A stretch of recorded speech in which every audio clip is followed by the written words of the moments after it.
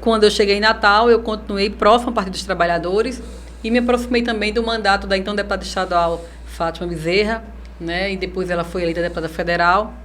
E eu passei a compor a assessoria dela e desde então estou ali próximo. Então é natural que as pessoas vejam, né, e tentem colocar, né, que eu sou muito próxima, candidata da governadora, mas de fato a gente tem feito um diálogo no sentido de que todos que estão ali, né, no arco de alianças, seja do nosso partido, que tem outros companheiros que são companheiras que são candidatos, pré-candidatos, são candidatos, pré-candidatos, né, da professora Fátima Bezerra. É natural por isso, por esse tempo todo ali ao lado dela, trabalhando nos mandatos, nas assessorias, né? Mas a gente faz esse diálogo muito fraterno de que todos que estão do lado de cá, né, todos que estão juntos para derrotar o fascismo e o governo Bolsonaro e seus aliados são os pré-candidatos da governadora Fátima Bezerra. Samanta, eu acompanhei suas redes sociais esses dias e vi que você disse lá que a prioridade do Rio Grande do Norte é a eleição de Fátima. Como explica isso? E você estava falando isso em relação às tantas alianças que algumas pessoas não têm acatado dentro do governo do PT? A gente faz o seguinte debate, né? Primeiro que quando nós não estamos vivendo um momento normal, né? Vamos viver agora uma eleição que para mim vai ser a eleição das nossas vidas. Vai ser um plebiscito se o povo quer fortalecer a democracia ou se quer continuar arriscando da gente viver em um país sem leis, né, que o líder maior do país não respeita leis, quebra regras, enfim, e isso pressupõe fortalecer ou não a democracia. Então, para a gente vencer o que está colocado, porque não é uma eleição qualquer, eu digo até que é uma eleição mais difícil do que foi a eleição passada. E do que foi a eleição quando Lula foi eleito presidente. Sim. Né? Então, para a gente vencer o que está colocado, que para mim beira o fascismo, a esquerda sozinha não tem condições de vencer. Né? É bem lógico, se eu disputo aqui, A e B disputam, se A ganha, né, se A e B vão disputar novamente, eu preciso que uma parte do que garante essa vitória do A venha dialogar comigo. É verdade. Né? E não é só uma parte, muita gente está disposta a dialogar porque está insatisfeito, se sente enganado, apostou em um projeto que hoje dá as costas para o povo brasileiro, para os trabalhadores, para as trabalhadoras, né, que enterrou sonhos, que enterrou esperança. Então essas pessoas que votaram achando que estavam votando errado, que foram para um lado de lá, achavam que estavam, inclusive, fortalecendo a democracia, né, garantindo direitos, agora elas vêm para cá e elas têm que vir somar conosco, têm que vir dialogar conosco. E eu tenho dito que são muito bem-vindas, né? E falo isso porque a legislação brasileira, ela permite que os partidos dialoguem, formem alianças, formem coligação para majoritária, né, para agora proporcionar a federação. Então, assim, e a gente constrói alianças no diálogo, né, com quem pensa próximo a gente. Então, aqui no Estado, nacionalmente, primeiro, o presidente Lula fez um aceno ali, trazendo o PSB, trazendo Alckmin para ser o candidato a vice-presidente com ele, né, dialogando com vários partidos que estavam ali um pouco distantes, mas que se reaproximam por entender o desafio que está colocado nessas eleições, que eu citei há pouco tempo, e aqui no Estado da mesma forma. Não é? É impossível ser feliz sozinho, mas também é impossível ganhar a eleição sozinho. Então a gente tem que dialogar sim, e eu defendo sim o diálogo amplo, claro que centrado ali em um projeto. E Jazão, a governadora, a população do Rio Grande do Norte reconhece o que a governadora tem feito pelo nosso Estado, e ela não fez, apesar de ter uma equipe muito boa, mas ela contou com o apoio de aliados. Sim. Né? Inclusive na Assembleia Legislativa com deputados de outros partidos, do PSDB, com deputados do PMDB, com deputados do PSB. E aí, por que né, nos ajudaram ali na Assembleia? Agora eles estão sendo convidados para também ajudar a ganhar a eleição. Né? Ganhar a eleição e a gente fazer um segundo mandato. E nem por isso a governadora deixou, né, de fazer o que fez, abriu mão dos seus princípios, se afastou das bandeiras que ela sempre defendeu. Então, em torno de um projeto, né, e aqui é um projeto de país, de Estado que nós estamos discutindo, eu defendo sim a ampliação do arco de alianças em torno do presidente Lula e da professora Fátima Bezerra. E falando agora sobre seu nome para a candidatura a nível federal no estado do Rio Grande do Norte. A gente vê muito candidatos, começando por João Câmara, que se concentram em uma região. Eu sou deputado de uma região, sou deputado de tal região.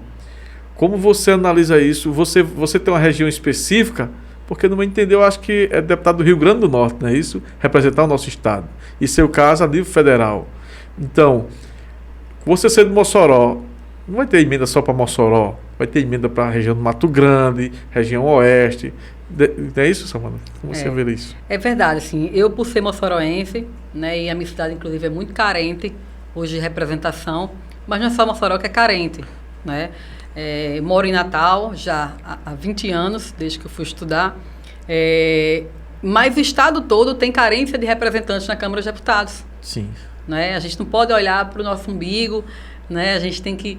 Nós estamos na política, inclusive, não é para se servir, né? É para servir ao povo, colocar o nome para servir o povo e aqueles que mais precisam, né? E principalmente.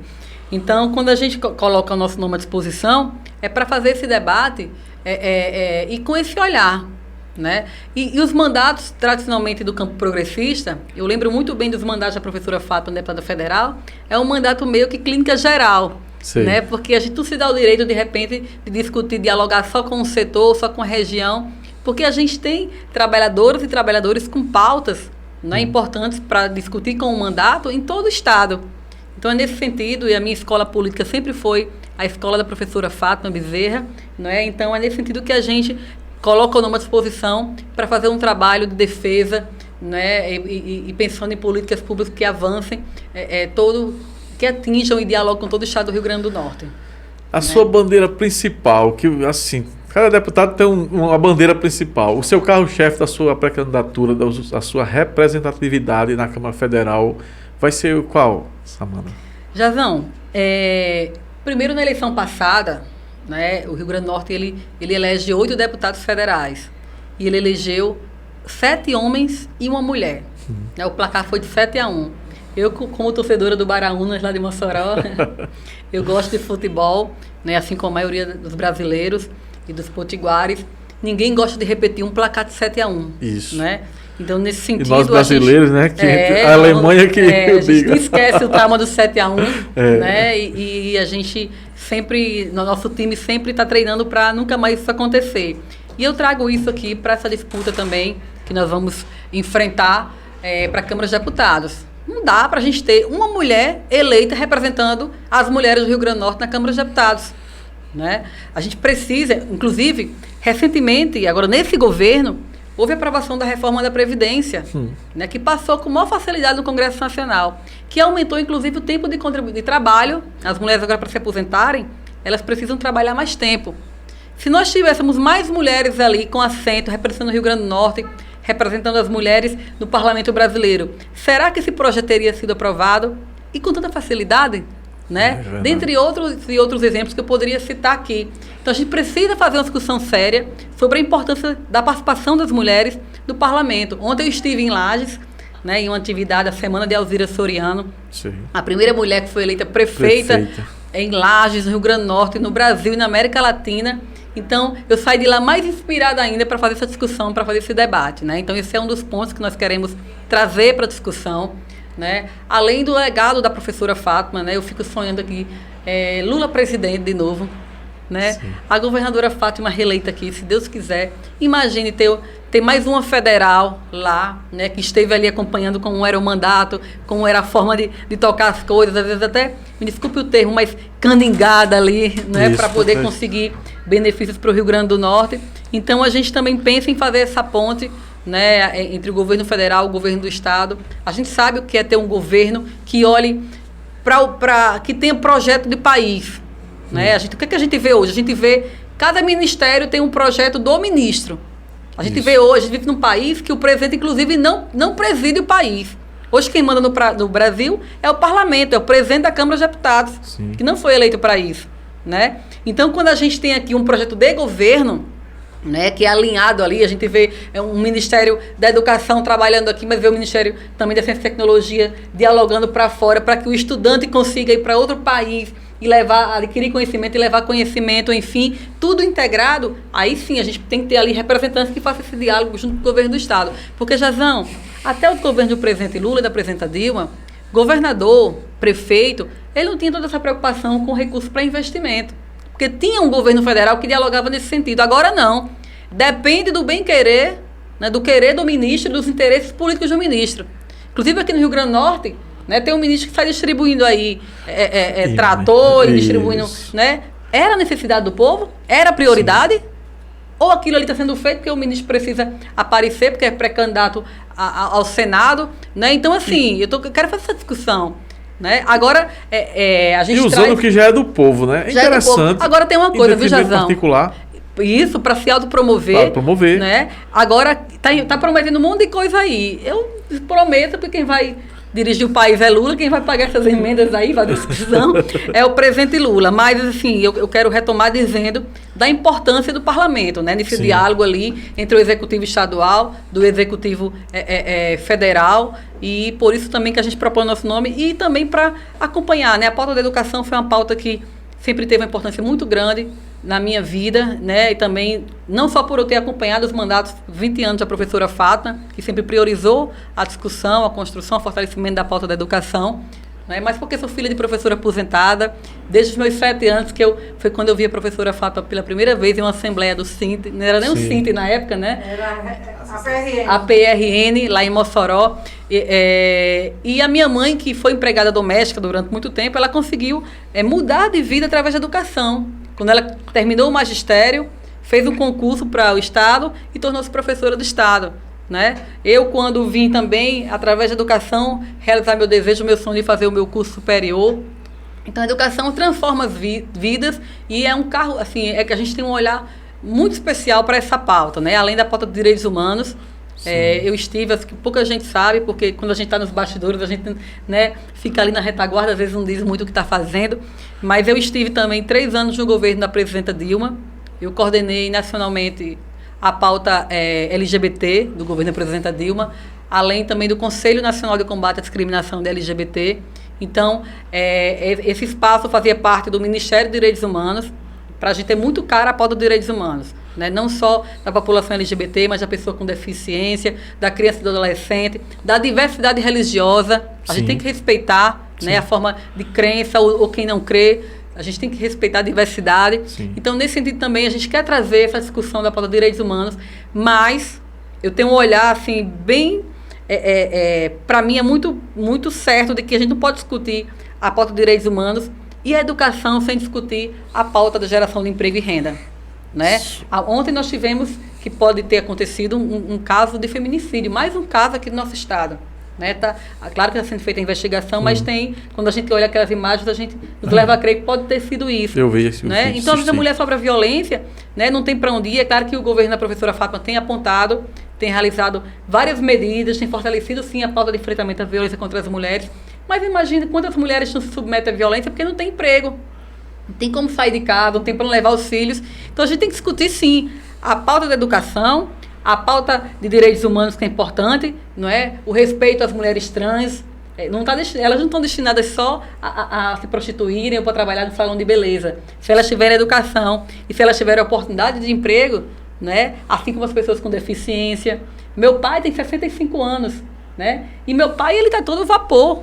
Tem como ele trabalhar. Vamos discutir também não só a educação das pessoas idosas, mas também o emprego e renda para essas pessoas. Então, a gente quer fazer essa discussão, a educação, a geração de emprego e renda, né, e a pauta dos direitos humanos. Se você me permitir, que eu acho que você está querendo fazer mais uma pergunta, eu comecei aqui, eu também gostaria depois de falar um pouco sobre essa pauta do desenvolvimento econômico aqui no nosso estado. Sim. Eu queria trazer a realidade da nossa região. A gente se fala muito que também, na minha opinião, não deixa também de ser uma grande agressão aqui na nossa região do Mato Grande. Há mais de 8 anos que as nossas crianças não nascem aqui. Não tem como ser filhos de João Câmara. É necessário um título de cidadão para ele poder ser chamado de camarense. E isso nós temos um hospital regional que o governo do Robson tentou fechar. Inclusive teve ato aqui que eu participei para o não fechamento. Chegou a governadora Fátima, a gente sabe como ela pegou o estado. Mas hoje essa agressão no Rio Grande, aqui na região do Mato Grande, ainda continua. As mulheres os filhos daqui de João Câmara estão nascendo em Macaíba, estão nascendo em Ceramirim. Aí, onde eu quero chegar com essa pergunta, Samanta? Há poucos dias eu conversei com o Francisco do PT aqui, ele disse que ia encampar essa bandeira. Mas eu tenho visto que um deputado estadual, ele tem 3 milhões de emendas só. É pouco para 167 municípios. Eu não sei se você sabe quanto tem um deputado federal de emendas para destinar. Seria possível, via governo federal, chegar aqui uma estrutura para poder reabrir a sala de parto de João Câmara, que diz que é um dos maiores gargalos da nossa cidade? É um gargalo e um sonho, né? Sim. Eu tenho muito orgulho de dizer que eu sou moçoroense. Nasci Sim. em Mossoró, me criei, mas eu nasci lá, né? E a gente se solidariza, né, nesse sentido e sabe da importância. Mas assim, Jazão, que tem uma coisa que a governadora sempre nos ensinou é fazer o diálogo com transparência, né? Transparência e diálogo. Não tem como a gente discutir a pauta da saúde. A saúde é um gargalo. Quando eu falei aqui do meu pai sofreu um AVC agora no final em dezembro, né? E ficou, sim, em hospitais públicos, né? E eu vi ali de perto aquilo que a gente já escuta, né? Das pessoas. Mas não tem como discutir melhorias na pauta da educação, na área da saúde, me desculpe, se a gente discutir orçamento. É com dinheiro que a gente vai fazer funcionar a saúde. E aqui eu quero recordar, né, que no governo Temer, né, e no governo Bolsonaro agora foi fortalecido, foi aprovado uma PEC do teto de gastos. Pegaram o orçamento de 2017, que já era um orçamento um dos menores dos últimos anos, né, e disseram, olha, daqui não passa. A gente não pode gastar mais do que isso aqui, tem um teto, né? Imagine a demanda aumentando, porque o desemprego aumentou, mais gente sem plano de saúde, passamos por uma pandemia, não é? E agora você tem um limite, os estados, os municípios, todo mundo tem um limite, o governo federal, para gastar. Né? Então não tem como a gente, em primeiro lugar, discutir fortalecimento, a melhoria da pauta da saúde, sem acabar com esse teto de gastos. E o presidente Lula tem dito que eleito, além de revogar outras maldades que Bolsonaro, né, e o Temer fizeram aqui no país, uma delas é acabar com o teto de gastos. Então, com recursos, a gente pode começar, né, a fazer o planejamento. Agora, isso eu falo, é planejamento, né? João Câmara, a gente sabe que é uma cidade polo aqui da região, é diferente. Sim. A gente não pode ter, não vou ser hipócrita, ter uma maternidade em todos os municípios. Sim. Né? Não pode, inclusive, no momento que precisa se reorganizar, né? Depois de ter passado por esses governos da destruição, mas eu tenho uma interpretação e eu farei a defesa de que João Câmara merece sim, o povo de João Câmara merece nascer em João Câmara, não é? Pela localização do município, pela localização estratégica que ele está ali na região do Mato Grande, e contem comigo, né, para a gente fortalecer essa discussão e essa pauta de trazer, né, de novamente os filhos de João Câmara nascerem em João Câmara, não precisarem de um título da Câmara Municipal para poder se tornarem cidadãos aqui do município. Ontem, mais uma vez, aqui na nossa região do Mato Grande, que quase ninguém divulgou, mas a gente tem acesso. Ontem à meia-noite, aqui, a cerca de 200 metros, o MST invadiu aqui uma área aqui dentro da cidade. Mais uma vez, falta de políticas públicas. Já é o terceiro mandato no governo municipal aqui que não se constrói uma casa popular. Deveria ser uma bandeira como sugestão também, como você vê essa questão no momento teve até o governador Afato destinou umas casas em direção a Jandaíra. O projeto, me recordo o nome agora do projeto, mas é uma pauta muito importante. O pessoal que foi sem teto, não foi sem terra, melhor dizendo, sem teto, que estão instalados aqui a 300 metros no nosso estúdio aqui, mais ou menos aqui ao lado. Então, pode ser uma bandeira sua também essa área? É a bandeira dos direitos, né? Quando a gente fala na pauta dos direitos humanos, é todo e qualquer direito que um ser humano tem, né? Inclusive são assegurados pela Constituição. A pauta da moradia, olha só, é só olhar para esse passado muito recente. Eu cheguei aqui para morar em Natal, né? Então tive que pagar lá aluguel de kitnet para poder estudar, enfim. E eu consegui, ali no início do governo Lula, comprar o meu apartamento pequenininho, né? Ainda pago hoje, estou terminando de pagar agora, fazer 15 anos. Sim. Né? Mas por quê? Porque tinha uma política pública de acesso à moradia, né? Que era Minha Casa Minha Vida ali para quem tinha uma renda bem baixa. E quem é hoje que consegue um financiamento na Caixa Econômica? Né? Qual é o trabalhador? Sem falar no desemprego, que também... Então, assim, e quando o governo tem esse olhar, né, de não só dar oportunidades, direitos para os trabalhadores, para quem mais precisa, Você tem ideia da quantidade de pessoas de trabalho, né, que foram gerados, de oportunidades de trabalho que foram gerados com o Plano Minha Casa Minha Vida, né? Então, o aquecimento da economia, que Lula tem dito isso, é através de desenvolvimento. Eu estive agora em Pernambuco há pouco tempo e eu lembrei lá do Porto de Suape, porque a gente estava construindo navios, né? Então, é essa visão que a gente tem. Quando você olha para o trabalhador, para as necessidades, né, que você dá condições ali, você fomenta a economia, fomenta o mercado de trabalho, né? E a pauta da habitação é uma pauta que o presidente Lula já mostrou, e a presidenta Dilma, do quanto é caro para a gente, né? Que as pessoas terem direito a comer, que é a fome que está aí assolando o país, né? Ter direito à moradia, sim, ter um teto para dormir, sair do seu trabalho, saber onde é que eu vou descansar, para outro dia voltar para o trabalho e ter esperança, né? Ter fé ainda de dias melhores. Então, é inadmissível que essa pauta da educação, da habitação, porque a educação é tão cara para a gente. Acabei de falar aqui que não tem política de governo, tem política de ministério. Sim, né? O que seria mais importante? Né? Um pré-candidato a Senado que esteve até um dia desse ministro, está aí distribuindo equipamento X, ou seria, né, que era a pauta do ministério dele, está fortalecendo o acesso à habitação. Né? Então, nesse sentido, essa discussão que a gente faz, né, que a gente precisa, que o país está sem rumo, né, sem governante, e que a gente precisa retomar com urgência os rumos desse país, os rumos do desenvolvimento, olhando para a classe trabalhadora, que tanto precisa. Falar um pouco de política local, aqui, para você deixar você um pouco... Aqui nós temos um governo municipal que é adversário ferrenho da professora Fátima Bezerra. Inclusive, em Câmara Municipal e programas de rádio, eles dizem que a governadora tem ódio de João Câmara. Isso é uma palavra muito forte. Muito forte. E hoje, o que eu quero trazer nessa pergunta para você, que eles dizem que querem provar que a governadora não vem aqui em João Câmara. Não veio e não virá.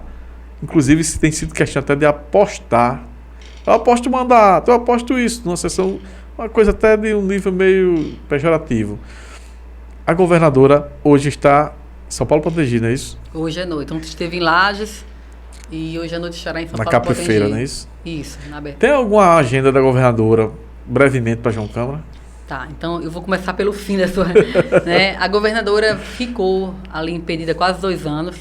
Quem conhece a governadora Fátima sabe que ela sempre foi uma parlamentar, não é, estradeira, nunca se negou o trabalho. Eu lembro que ela saía de Brasília, deixava a assessoria de Brasília cansada, exausta, chegava aqui, embora Brasília deixava aqui a gente também bem cansado, né? Bem no limite, mas ela sempre ali no ritmo. Então, é um modelo de...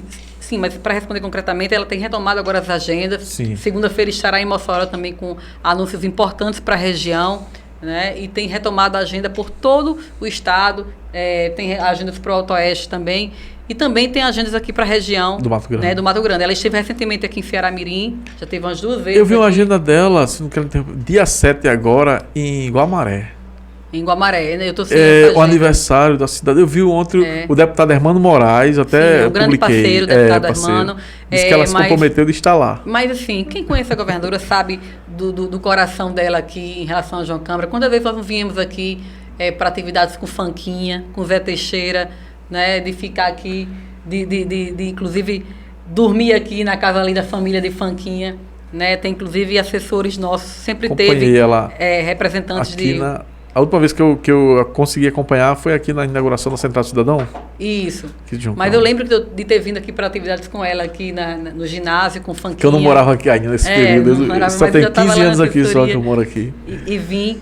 Mas assim, olha, Jazão, é um jeito de fazer política que o povo não está mais caindo, não. Não, cai né? não. Que é de inventar mentiras, fake news, de criar cortina de fumaça para não mostrar trabalho. Às vezes não tem o que mostrar, né? Como é que um líder político usa seus veículos de comunicação? Como é que vereadores usam o espaço da Câmara Municipal para fazer né, colocações como essa? Isso.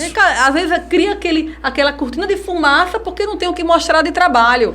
Mas as pessoas estão cansadas disso, né? As pessoas estão querendo resposta para suas dores, né? E quem não tiver, e para dores, inclusive, percebendo também o quanto o governo da professora Fátima tem enfrentado as dores do povo, mas que sozinha, né, sem uma ajuda do governo federal, às vezes sem parceria de municípios, porque política se faz com diálogo.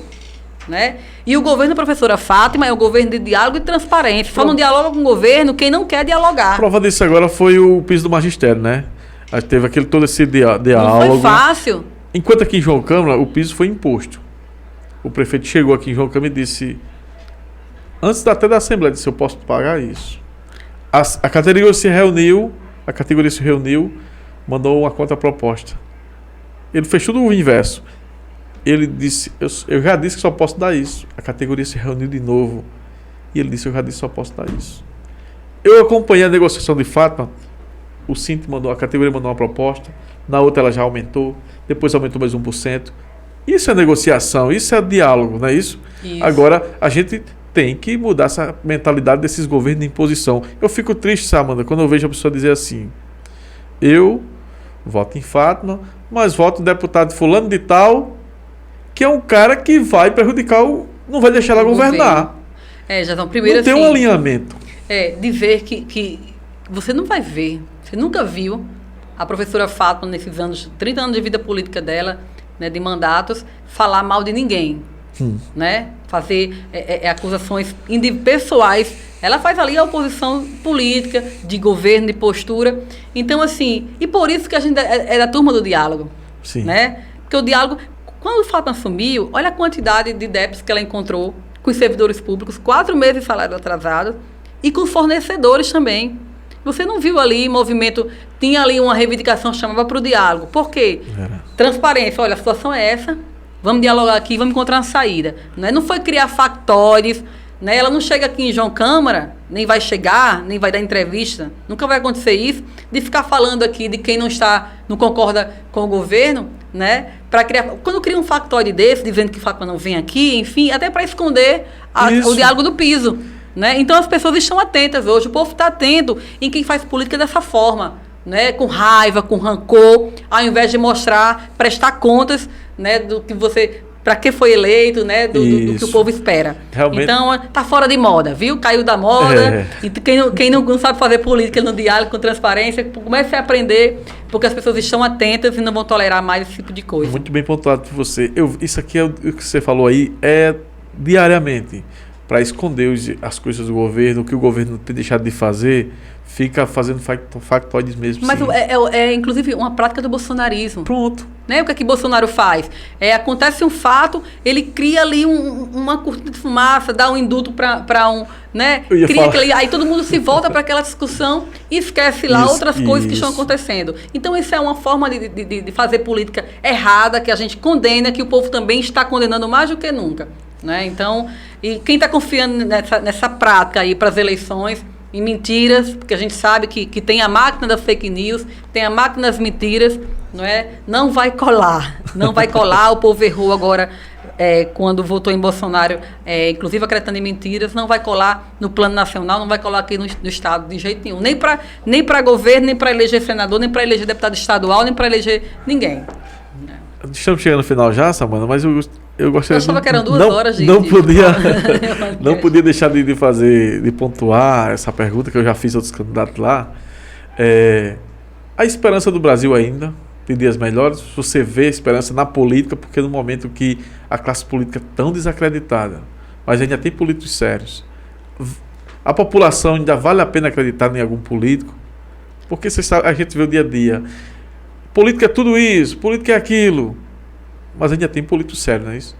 Mas, Jazão, como tem? Eu sou cheia de esperança. Né? Eu me sinto muito esperançosa, motivada e com vontade de fazer esse debate, esse diálogo, né? Para que as pessoas fiquem atentas. Né? As pessoas votaram, a maioria das pessoas votou em um candidato que sequer foi para um debate. A gente fica esperando ali nas eleições, cadê o debate para eu poder conhecer as propostas, para eu escolher, fazer um comparativo, né? Porque as pessoas estavam desesperançadas. Mas a esperança está sendo retomada, as pessoas não querem viver como estão vivendo, né? E que depositam hoje a esperança dela no passado recente, que foi o presidente Lula. Né? As pessoas estavam sem esperança há 4 anos no Rio Grande do Norte, né? E estão vendo que vale a pena ter esperança e apostar, porque não é todo mundo igual. Né? Agora tem que ter atenção, né? De onde veio, o que representa, qual o DNA, se representa o lado do atraso, se representa o lado que fica em programas de rádio, criando cortinas de fumaça, porque não tem trabalho para mostrar. Então as pessoas estão bem atentas, né? E nós vamos resgatar, sim, a esperança do povo. E não esquecendo de que Lula sozinho, né? Lula sozinho não vai poder fazer muita coisa se ele não tiver uma bancada de deputados e senadores alinhados com ele. E lembrando que as maldades que o Bolsonaro fez e está fazendo para o povo do Brasil e do Rio Grande do Norte não foram feitas só por ele. Ele contou com o apoio da bancada de deputados e senadores. Né? Ele pensa na maldade, ele manda para o Congresso e o Congresso, a maioria diz, pode aplicar, conte comigo, né? Inclusive muitos deputados aqui do Rio Grande do Norte. Então, assim, para a gente trazer a esperança de volta, as pessoas precisam participar da política, ficarem atentos, né? Porque a esperança vai passar pelas eleições desse ano e nós queremos fazer esse debate, sim, aqui no plano nacional, no plano local, né? Porque o povo tem memória, o povo sabe, já sentiu há pouco tempo como era ser feliz e esperar um futuro melhor. E vale lembrar, né, assim, pronto, o governo da professora Fátima deve ser um governo que agora dê continuidade, caso ela seja reeleita, ela vai poder conduzir melhor o Estado, porque ela está saindo de uma gestão que já não tem folha atrasada, já tem muita coisa encaminhada. Só de folha foi R$1 bilhão. Imagina R$1 bilhão de investimento nesse Estado. Isso. Inclusive nas estradas aqui que a região precisa para escoar essa produção, para acessar o turismo, né? Aqui, que é uma região tão... aqui, a 023. Então, assim, eu fico sonhando com Lula presidente, com a governadora Fátima reeleita, com o Estado com as finanças sanadas. Lula também, na hora que ele for reeleito, se caso ele for eleito, melhor dizendo, também eu falo reeleito porque... Se caso ele seja eleito, Amanda, também as coisas vão mudar da hora para a noite, porque ele vai pegar também muita coisa desmantelada para poder consertar. Que esse governo aí mudou muitas coisas. Então vai ter que revogar algumas coisas que é imoral para a classe trabalhadora, que a gente não pode esquecer. A gente tem que estar todo dia ativando a memória do povo. Não é isso? Foram 117 mudanças na CLT, que é a lei que rege nossos direitos. Né? E direitos que foram conquistados com muita luta. E para a gente reconquistar isso é com luta. Por isso que nós estivemos hoje aqui na Praça de João Câmara, né? Inclusive eu estava chegando, aí eu senti falta da voz de Zé Teixeira. Né? Quando estava estacionando o carro, eu senti falta, porque a gente era sempre recebido com a voz de Zé Teixeira. Né? Mas quando a gente foi chegando ali pertinho, a gente sentiu que ele estava presente ali em cada rosto, em cada manifestação, em cada fala. Quero até abraçar aqui o meu companheiro Tiago, né? A família de Zé Teixeira, também a Givânia, que hoje preside o partido aqui em João Câmara, que também está à frente da direção do Sindicato das Trabalhadoras e dos Trabalhadores em Educação. Mas dizer que Lula não vai ser fácil a vida, a gente não vende ilusões, mas se ele tiver lá uma bancada, né, afinada, vai ser bem menos difícil da gente conseguir desfazer os malfeitos que foram feitos pelo governo Bolsonaro. Samanta, nas suas considerações finais, mas antes eu queria... Primeiro você dissesse quem em João Câmara, na região do Mato Grosso, se tem as pessoas que apoiam o seu projeto já, em quantos municípios você já levou esse seu projeto de pré-candidatura da Câmara Federal, e logo após você faz suas considerações. Tá certo, Jazão. Eu não gosto de nominar, né? Porque nossa pré-candidatura é uma pré-candidatura, a gente até brinca que é um de nós, né? Todo mundo que está no projeto é um de nós, não é de cacique, não é de, né? Assim, fechou com quantos prefeitos, fechou com quantos... Então a gente não faz essa conta, né? A gente tem feito um diálogo com as pessoas que vêm, se identificam com o projeto, né? Que é ousado, de ousar sonhar, a filha de um professor, a filha que meu pai vendia din-din, agora até a pandemia. E aí as pessoas perguntam, não é muita ousadia? Você nunca foi candidata a querer falar que foi candidata a deputada federal? Isso é ousadia, sim. Mas eu tenho exemplos muito perto aqui da deputada Fátima, da governadora Fátima, dos deputados do PT, Francisco e Isolda, do presidente Lula, que vale a pena usar, que tem espaço, sim, para filhos da classe trabalhadora ocuparem espaços de poder aqui nesse estado, né, e no país. Então, eu não gosto de nominar, mas a gente tem rodado desde o mês de junho do ano passado. Aqui estou com o Matheus e com o Neide, que são grandes amigos, que pegam o final de semana deles, também sacrificam para poder a gente fazer esse diálogo. Mas nós estamos rodando muito. Ontem eu estive em Rio do Fogo, né? De Rio do Fogo eu corri para Lages, de Lages eu já fui para Natal, já estou aqui, vou já para Montanhas à noite, São Paulo do Potengi. Então a gente tem rodado muito, né? Para fazer diálogo, para trazer esperança, dizer para o povo, né? Reconquistar a esperança do povo e dizer quais são os caminhos para a gente poder reconquistar a fé de dias melhores, né? Então, a gente tem feito isso e eu E chega assim, como cheguei aqui em João Câmara, Jazão, tem um espaço aí, não é?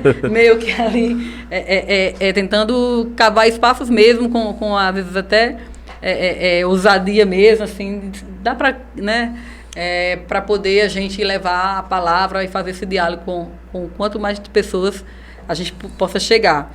No mais, eu queria agradecer, queria também deixar aqui as minhas redes sociais, né? Eu sempre reforço o meu nome, que é Samanda. Eu brinco que é Amanda com S na frente, porque não é um nome tão comum, né? Geralmente é Amanda, Samanta, Samandra. Mas o meu é Samanda Alves, são minhas redes.